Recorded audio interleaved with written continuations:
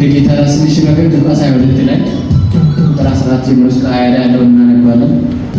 ቁጥር 14 ላይ ሰዓቱን በደረሰ ጊዜ በጣም ወሳኝ ነው። ሰዓቱ በደረሰ ጊዜ ብሉይ ኪዳን ላይ ሲነገር ነበር፣ እግዚአብሔር ስናፍቅ ነበር፣ ሲጓጓ ነበር።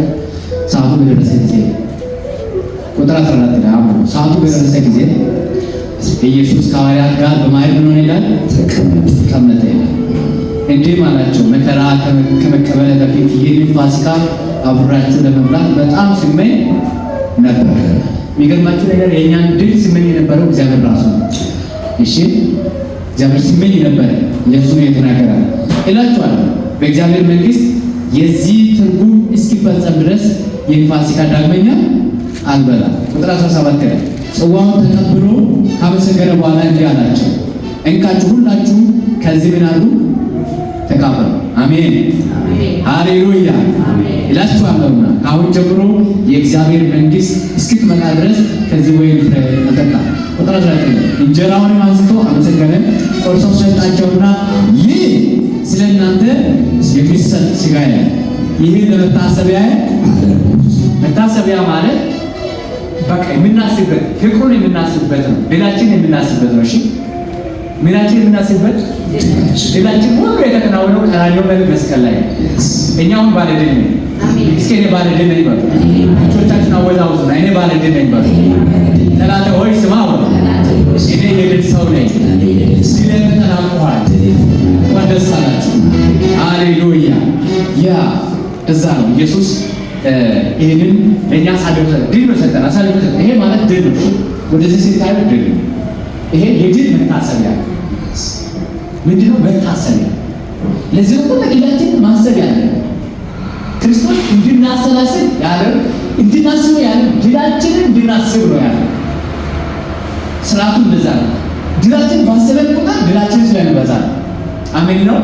ድላችን ባሰበን ቁጥር የተሰራልን ባሰበን ቁጥር ህይወት ስለሚበዛልን አንደኛ ቆሮንቶስ እናነብና ቀጥታ ወደ ስርዓቱ ነው። አንደኛ ቆሮንቶስ ምዕራፍ 1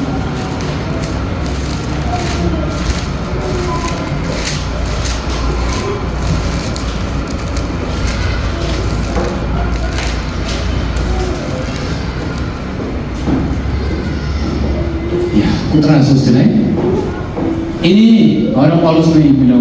ቅድም ጌታ ነው ሰጠን፣ አሁን ደግሞ ሐዋርያ ጳውሎስ ነው። እኔ ከጌታ ተቀበልኩትን ለእናንተ አስተላልፌአለሁና ጌታ ኢየሱስ አልፎ በተሰጠባት ሌሊት ቅድም አብረናል። ጌታ አልፎ በተሰጠባት ሌሊት እንጀራን አንስቶ ከባረከ በኋላ ቆርሶ ይህ ስለ እናንተ የሚሆን ሥጋዬ ነው፣ ለመታሰቢያዬ አድርጉት። ቅድም እንዳለው የድላችን መታሰቢያ አድርጉት አለ። እንዲሁም ከራት በኋላ ጽዋውን አንስቶ ይህ ጽዋ በደሜ የሚሆን አዲስ ኪዳን ነው። ስለዚህ አዲስ ኪዳን ኤርምያስ ምን አለ? ኤርምያስ ምንድን ነው ያለው? ሕግን በልቦናቸው ላይ ጽፋለሁ አይደል ያለው? በቃ በብሉይ ኪዳን እነዛ እስራኤላውያን እንደበደሉት አይነት አይደለም። ሕግን በልባቸው ጽፋለሁ፣ እኔ ራሴ አጸናቸዋለሁ፣ ድንጋዩን ከውስጣቸው አወጣለሁ። የሥጋ ልብ ተከናወነ። ክብር ለጌታ። አሁን መንፈስ ቅዱስ በእኛ ውስጥ አለ። የእግዚአብሔር ልብ አለ። ወደ ድል እንወጣለን። ምንም ነገር የሚገድበን ነገር የለም። እንኳን ደስ አለ። ያ ይህ ጽዋ በደሜ የሚሆን አዲስ ኪዳን ነው። ስለዚህ ጽዋው በሚጠጡበት ጊዜ ይህን ለመታሰቢያ አድርጉት አለ። ይህን እንጀራ በምትበሉበት ጊዜ ይህን ጽዋ በሚጠጡበት ጊዜ ሁሉ ጌታ እስኪመጣ ድረስ ሞቱን ትነገራላችሁ። የጌታ ራት የምንይዝበት ዋነኛው ዓላማ አንደኛ ከእግዚአብሔር ጋር ያለን ህብረት ነው። ከእግዚአብሔር ጋር ህብረት ያደረገ ደግሞ ድል አለው። ሁለተኛ የእርስ በርሳችን ህብረት መገለጫ ነው። ሶስተኛ የድላችን መገለጫ ነው። አራተኛ ወንጌልን የምናገርበት ማሳሰቢያ ነው። እስኪ ወንጌልን እናገራለን። ወንጌልን ስትናገሩ ምንድን ነው የምትናገሩ? ስለ እግዚአብሔር ፍቅር ነው የምትናገሩ። ሌላ ምን ማለት ሞቶልሃል፣ ሞቶልሻል፣ ለአንቺ ህይወት ምን ሆኖልሻል፣ ተዘጋጅቶልሻል ብላችሁ ወንጌል ትናገሩ። ጓደኛ ለቅርብ ሰው ወንጌል ሳትናገሩ እንዳይሞት። ምክንያቱም ለእናንተ ታፈቅ ከፈለገ ይጥላችሁ ወንጌል ተናገሩ።